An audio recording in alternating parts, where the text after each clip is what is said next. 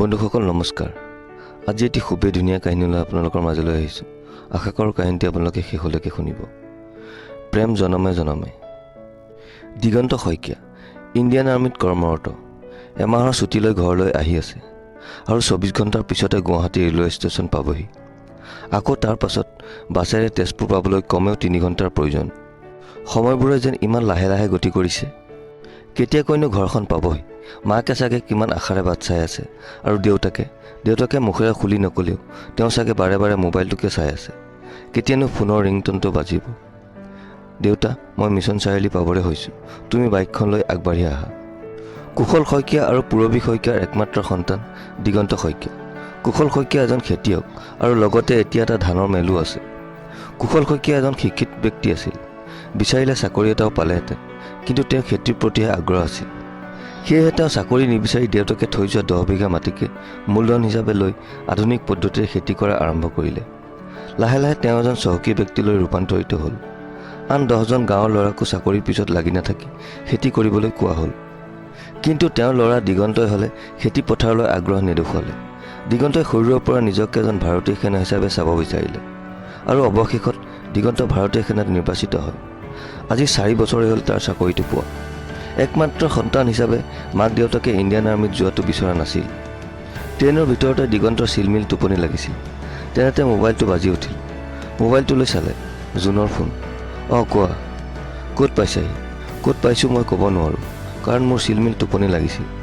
অহাকালি 11টামান বজাতহে Guwahati railway station পামহি। জুন মানে জোনমণিৰ ঘৰ জামুগুৰিত। দিগন্তৰ প্ৰেম। আগৰবাৰ ছুটীত আহোঁতে জোনমণিক লগ পাইছিল দিগন্তৰ বন্ধু ৰমেনৰ জেঠাইকৰ জীয়েক বৰ্ণালীৰ বিয়াত। সেইবাৰো দিগন্তই এমাহৰ ছুটীলৈ ঘৰলৈ আহিছিল। ৰমেনে বাৰে বাৰে কোৱাতহে দিগন্ত বিয়ালৈ যাবলৈ মান্তি হৈছিল। মাক দেউতাকৰ অনুমতি লৈ দিগন্ত ৰমেনৰ লগত জামুগুৰিলৈ বুলি ওলাল বিয়া খাবলৈ। বিয়াৰ 2 দিনৰ আগতে সিহঁত গৈ জামুগুৰি পালেগৈ। বিয়া ঘৰ, তাতে আকৌ ছোৱালীৰ বিয়া। গোটেইখন উখল মাখল পৰিৱেশ। ৰমেনে জেঠাইক জ্যেষ্ঠহঁতৰ লগতে কইনা বৰ্ণালীৰ লগতো দিগন্তৰ চিনাকি কৰাই দিলে। ৰমেনৰ জেঠাইকে দিগন্তক ক'লে, তুমি আহিলা বৰ ভাল লাগিল। নিজৰ ল'ৰাৰ নিচিনাকৈ বিয়াখনত লাগি ভাগি পাৰ কৰি দিবা আৰু। হ'ব জেঠাই, মই একেবাৰে বিয়াখন পাৰ কৰিহে যাম। নে কি কৰ ৰমেন? তো আকৌ মোৰ অকলে ভাল নালাগিব বুলিয়েইতো তোক জোৰ কৰি হ'লেও আনিছোঁ। দিগন্ত এই প্ৰথমবাৰহে জামুগুৰিলৈ গৈছে। তাতে বিয়া ঘৰ, চা চিনাকিও নাই। তথাপিও কিন্তু তাৰ বেয়া এটা লগা নাই, কাৰণ চাকৰি কৰা ল'ৰা, দেখাই শুনাই বেছ হেণ্ডচাম। বহুকেইজনে আহি তাৰ সৈতে চিনাকি হৈছেহি। তাৰ ভিতৰতে কেইজনীমান ছোৱালীও আছে। তেনেকৈ চিনাকি পৰ্ব চলি থাকিল আৰু এটা সময়ত ৰাতিৰ ভাতসাজৰ সময় হ'ল। ভাতসাজ খাই উঠি ৰমেনৰ সৈতে শুবলৈ গ'ল কাষৰ মানুহ ঘৰতে। ৰাতিপুৱা শুই উঠিয়েই গা পা ধুই চাহ জলপান খাই ৰমেনৰ লগতে দিগন্তই ইটো সিটো কামত ব্যস্ত হৈ পৰিল। দিগন্তৰ বিয়াখনত এনেকৈ সহায় কৰিবলৈ পাই বৰ ভাল লাগিল। লাহে লাহে আবেলি হ'ল। গাঁৱৰ মানুহৰ সমাগম বাঢ়িবলৈ ধৰিলে। 2-এজনী সুন্দৰী যুৱতীও দিগন্তৰ চকুত নপৰা নহয়। 2-এগৰাকীয়ে আকৌ দিগন্তক শুনাকৈয়ে কয়, তেজপুৰৰ ল'ৰাক জামুগুৰি জোঁৱাই কৰিবলৈ আমাৰ বৰ বেছি পৰ নালাগে আকৌ। দিগন্ত মিচিকিয়া হাঁহি এটা মাৰি কথাবোৰ সামৰি থয়। এনেকৈয়ে সময়বোৰ পাৰ হয়। কিন্তু তাৰ মাজৰে এজনীক দিগন্তৰ ভাল লগা হ'ল। বাৰে বাৰে দুয়োৰে চকুলৈ চোৱা হ'ল। দিগন্তৰ তাইক আপোন লগা হ'ল। তথাপি কিন্তু তাইক কিবা এটা কথা সোধাৰ সাহস হ'লে দিগন্তৰ নহ'ল। দিগন্তৰ এনে লাগিল যেন এইজনীকে সি বিচাৰি আছিল তাৰ জীৱন লগৰী হিচাপে। সি তাইৰ প্ৰেমত পৰিছে। সি কথাবোৰ ৰমেনক ক'লে, ৰমেন, তই কিবা এটা কৰ। তাইক মোৰ মনৰ কথাবোৰ কেনেকৈ কওঁ, কিবা এটা উপায় দে। ধৈৰ্য ধৰ অলপ, মই কিবা এটা উপায় উলিয়াম। কোনজনী ছোৱালীয়ে তোৰ মনটোক অপহৰণ কৰিলে তই মোক দেখুৱাই দে। মই এতিয়াই ফিটিং কৰি দি আছোঁ। সেইজনী কইনাৰ সোঁফালে পাতল সেউজীয়া ৰঙৰ চাদৰ মেখেলা পিন্ধি আছে যে, সেইজনী। ঠিক আছে, 10 মিনিট সময় দে। এই বুলি কৈ ৰমেন তাৰ কাষৰ পৰা আঁতৰি গ'ল। ৰমেনে গৈ কইনাৰ ওচৰ পালেগৈ। লাহেকৈ কইনাজনীক ক'লে, বৰ্ণালী, তোৰ সোঁফালে যে সেউজীয়া ৰঙৰ চাদৰ মেখেলা পিন্ধি আছে সেইজনীৰ নাম কি? তোমাক কিয় লাগে ৰমেন দা? ধেৎ তেৰি, মোক নালাগেও, মোৰ লগত যে অহা দিগন্তকহে লাগে। জোনমণি তাইৰ নাম। বৰ ভাল ছোৱালী আৰু মোৰ ভাল বান্ধৱী। তোৰ বান্ধৱীয়ে মোৰ বন্ধু দিগন্তৰ প্ৰেমত পৰাৰ সম্ভাৱনা আছে। গতিকে তই যিমান সোনকালে পাৰ তাইৰ মোবাইল নম্বৰটো দে, মই তাক দিওঁগৈ।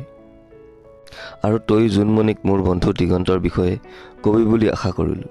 নিশ্চয় কম, কিন্তু তুমি যে আজি সাহিত্যিকৰ দৰে কথা কৈছা।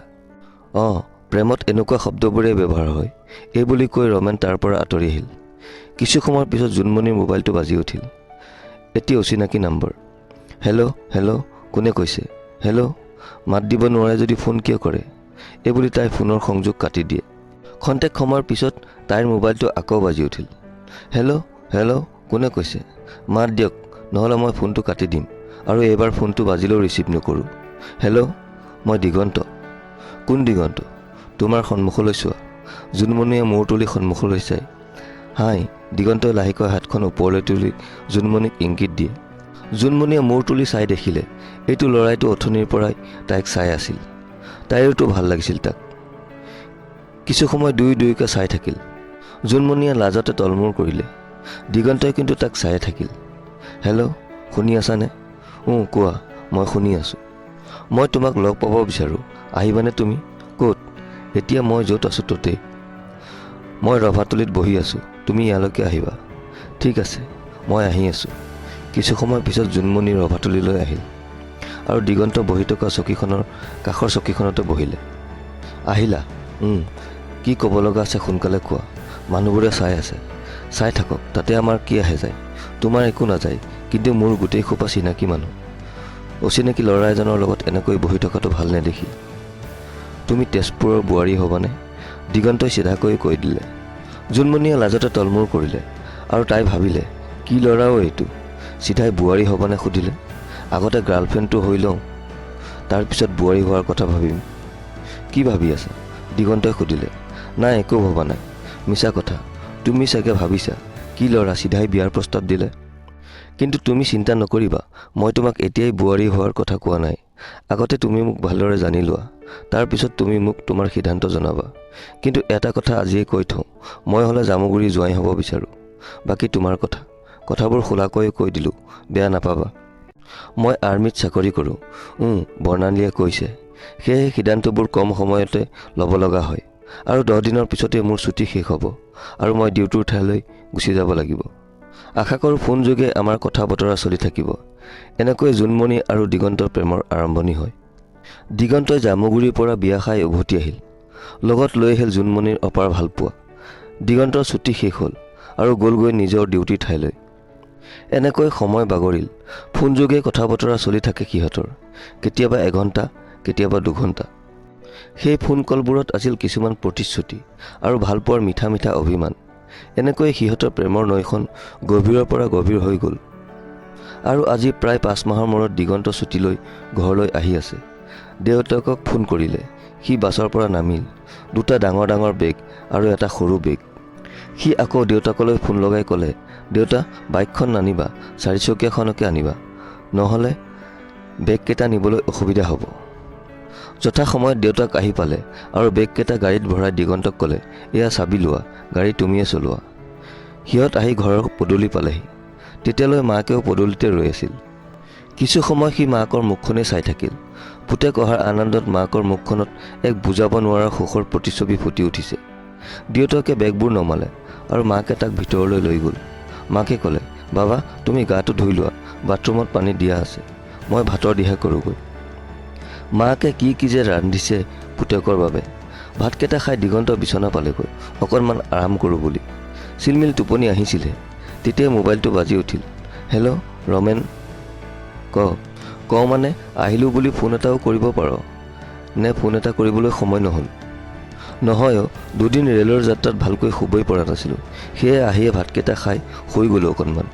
বাৰু হ'ব দে, আবেলি লগ পাম দে তোক। হ'ব দে, এতিয়া ৰাখোঁ। ৰাখিবি বাৰু, আচল কথাটোৱে কোৱা হোৱা নাই তোক। জোনমণিয়ে বাৰে বাৰে ফোন কৰি আছে। কিয়? মোলৈতো কৰা নাই। তোলৈ কৰা নাই কাৰণ তই বহু দূৰ যাত্ৰা কৰি আহিছ, সেয়ে তোক আমনি কৰা নাই।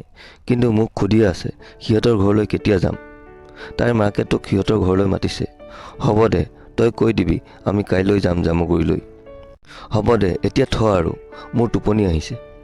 পিছদিনা ৰাতিপুৱাই দিগন্তই জোনমণিক ফোন কৰিলে। হেল্ল', জোন, আজি মই তোমালোকৰ ঘৰলৈ গৈ আছোঁ। সঁচানে?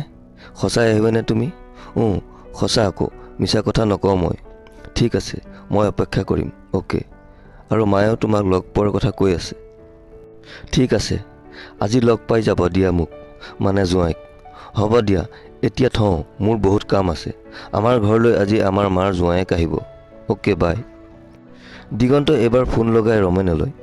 ৰমেন, মই আজিয়ে জামুগুৰি যাম, তই সাজু হ। দিগন্ত আৰু ৰমেন সাজু হ'ল জামুগুৰি যাবলৈ। বাছত যাব নে বাইকত যাব?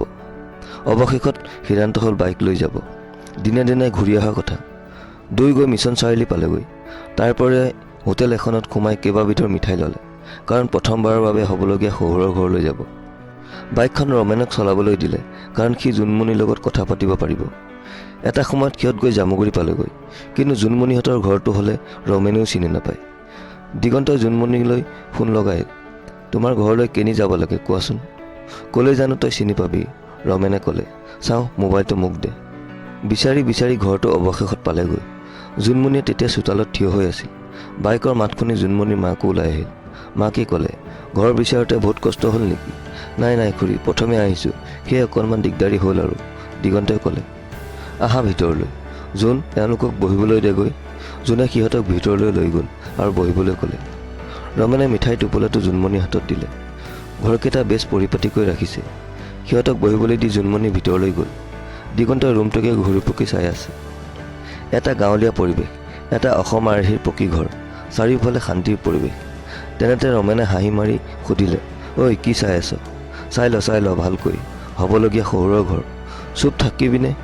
দিগন্তই ৰমেনৰ ফালে চাই ক'লে। তেনেতে জোনমণি চাহ লৈ সোমাই আহে। চাহৰ ট্ৰেখন টেবুলতে থৈ তেওঁলোকক চাহ খাবলৈ কয়। সিহঁতে চাহ খাবলৈ আৰম্ভ কৰে। তেতিয়াই জোনমণিৰ দেউতাকে মাত লগায়, ডেকা ল'ৰাহঁত বহিছা? হয় খুৰা। তেতিয়াই জোনমণিয়ে দেউতাকৰ ফালে আঙুলিয়াই দি কয়, এয়া মোৰ দেউতা। সিহঁতেও দেউতাকৰ ফালে চাই নমস্কাৰ বুলি কয়। মাজনী, এওঁলোকৰ লগত চিনাকি কৰাই দিয়া আকৌ। দেউতা, এওঁ ৰমেন আৰু এওঁ দিগন্ত। দুয়োটাই পুনৰবাৰ নমস্কাৰ বুলি কয়। ইমানতে চিনাকি পৰ্ব শেষ হয় আৰু দেউতাকে কিছু সময় কথা পাতি তাৰ পৰা ওলাই যায়। মাকে ক'লে, তোমালোক বহিবা দেই, মই ৰন্ধা বঢ়াত লাগোগৈ। জোনমণি সিহঁতৰ লগতে কথা পাতি থাকিল। এনেকৈ কিছু সময় পিছত তেওঁলোকে দুপৰীয়াৰ ভাত সাজ খাই আকৌ ৰুমত গৈ বহিলগৈ। জোনমণি সিহঁতক তামোল পাণ আনি দিলে। তাৰ পিছতে মাক আৰু দেউতাকে একেলগে সোমাই আহিল। তেওঁলোকে সিহঁতৰ কাষৰ চোফাখনতে বহিলে আৰু জোনমণি থিয় হৈ থাকিল। জোনমণিৰ মাকে প্ৰথমে আৰম্ভ কৰিলে, বাৰু দিগন্ত, তোমাৰ লগত চিনাকি হৈ ভালে লাগিল, কিন্তু তোমাৰ ঘৰত কোন কোন আছে? মোৰ ঘৰত মই, মা আৰু দেউতা, আমাৰ তিনিজনীয়া পৰিয়াল। আইতা আছিল, 2 বছৰৰ আগতে ঢুকাল। হয় নেকি? আকৌ মাকে সুধিলে, তোমাৰ দেউতাৰ নামটো কি? মোৰ দেউতাৰ নাম কুশল শইকীয়া আৰু মাৰ নাম পূৰবী শইকীয়া। দিগন্তই ক'লে। কুশল শইকীয়া মানে দীপুতাৰ কুশল শইকীয়া? জোনমণিৰ মাকে পুনৰ সুধিলে। হয়, আপুনি চিনি পায় নেকি মোৰ দেউতাক? দিগন্তই সুধিলে। মোৰ মাৰ ঘৰটো তেজপুৰৰ মিলনপুৰতে। মই তোমাৰ দেউতাৰাক ভালকৈ চিনি পাওঁ, আৰু মই যিমান ভালদৰে চিনি পাওঁ, কোনেও ইমান ভালদৰে চিনি পাব নোৱাৰে সেই মানুহজনক। কথাষাৰ কৈ জোনমণিৰ মাকৰ মুখখনত এটা অহংকাৰৰ ভাৱ দেখা পোৱা গ'ল আৰু বহাৰ পৰা উঠি, চাওঁ মাজনী, এইফালে আহচোন। এইবুলি মাকে জোনমণিক ভিতৰলৈ মাতি লৈ গ'ল। কি হ'ল মা, এনেকৈ মাতি আনিলা যে? তই দিগন্তক পাহৰি যাব লাগিব। তই কোনো কাৰণত কুশল শইকীয়াৰ ঘৰৰ বোৱাৰী হ'ব নোৱাৰ। মা, এয়া তুমি কি কৈছা? মই দিগন্তক ভাল পাওঁ। মই দিগন্তক পাহৰিব নোৱাৰোঁ। যদি দিগন্তই তোক পাহৰি যায়? এয়া অসম্ভৱ। তোৰ বাবে এয়া অসম্ভৱ যেন লাগিলেও কুশল শইকীয়া পৰিয়ালৰ বাবে এয়ে সম্ভৱ। মা, তুমি এয়া কি কৈছা? মই হ'লে একো বুজি পোৱা নাই। বুজি পাবি, ব'ল। এইবুলি কৈ মাকে জোনমণিক লৈ পুনৰ সিহঁত বহি থকা ৰুমটোলৈ আহিল। ৰুমলৈ আহিয়ে জোনমণিৰ মাকে ক'লে, তোমালোক আহিলা বৰ ভাল লাগিল। এতিয়া মোৰ দিগন্তলৈ এটা অনুৰোধ, তুমি যাতে আমাৰ জোনমণিক পাহৰি যোৱা। কথাষাৰ শুনি তাত বহি থকা আটাইবোৰ আচৰিত হয়। জোনমণিৰ দেউতাকে চিঞৰি উঠিল, মঞ্জু, কি কৈছা তুমি এইবোৰ? মই ঠিকেই কৈছোঁ, ঠিক কথাই কৈছোঁ। জোনমণিৰ ভৱিষ্যতৰ কথা ভাবিয়ে কৈছোঁ। কিন্তু খুৰী, মোৰ এনে কি ভুল হ'ল যে আপুনি এনেকুৱা সিদ্ধান্ত ল'বলগীয়া হ'ল? ভুল তুমি কৰা নাই, ভুলটো তোমাৰ দেউতাৰে কৰি থৈছে। সেয়েহে তোমাৰ দেউতাৰে কৰা ভুলৰ পৰিণাম তুমি পাইছা। মানে খুৰী, মই একো বুজি পোৱা নাই। আপুনি কি বুজাব খুজিছে? কিন্তু এটা কথা আপোনাক কওঁ, আমাৰ প্ৰেমৰ বান্ধোন ইমান দুৰ্বল নহয় যে আপুনি আমাক। চুপ থাকা, মোৰ ধৈৰ্যৰ বান্ধ ছিঙিবলৈ চেষ্টা নকৰিবা। তোমালোক এতিয়া যাব পাৰা, আৰু কেতিয়াও যাতে জোনমণিলৈ ফোন কৰাৰ চেষ্টা নকৰা। ক্ষমা কৰিব খুৰী।